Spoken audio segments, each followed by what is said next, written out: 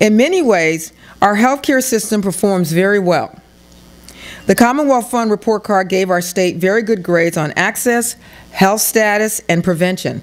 But we have challenges. For example, for Massachusetts residents with less than a high school degree, 20% had no personal health provider.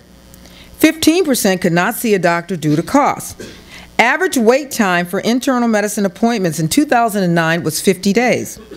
57% of adults are overweight, and more than 35% of fourth graders are overweight or obese.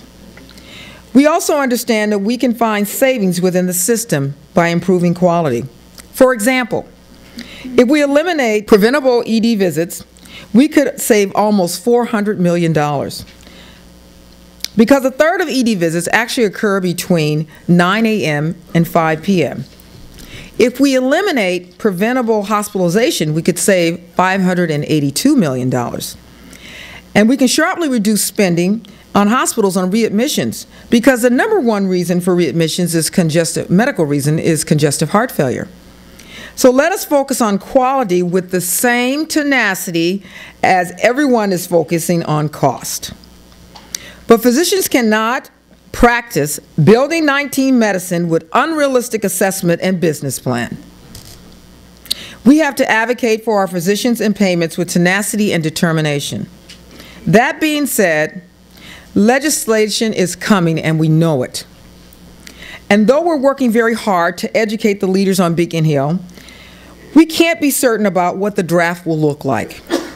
It's entirely possible that we may not like what we see. It's very possible that we will actually oppose it and work to improve it. We won't be the only ones, though. Every stakeholder in healthcare will have something to say about the bill. This is not a time to get discouraged. It's a time to get busy. It will be the start of a very long process, and I promise you, we will not rest until we get it right. When I meet physicians across the state, I see that there's a real hunger for information and guidance about this topic.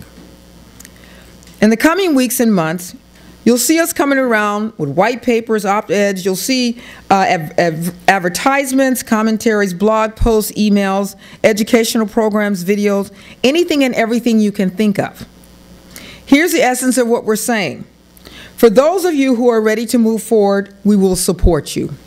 For those who are thinking about moving forward, we will support you. And if you decide that you don't want to move forward, we will protect your right to do so. At the same time, we need to hear from you. There will be times when we will ask you to pick up a phone, come to a rally, write a letter. We'll ask you because we need you. And the legislation needs to hear from you. They respect you, and they really do need to hear from you. What we do in the House of Delegates does matter. I can't promise that the way is going to be easy. Change is always hard. But we cannot allow our colleagues and our patients to be overrun by bad policy. People are watching what we do, so we must be reasonable, respectful, and creative. Let's give them something that makes a difference for our patients and for our professions.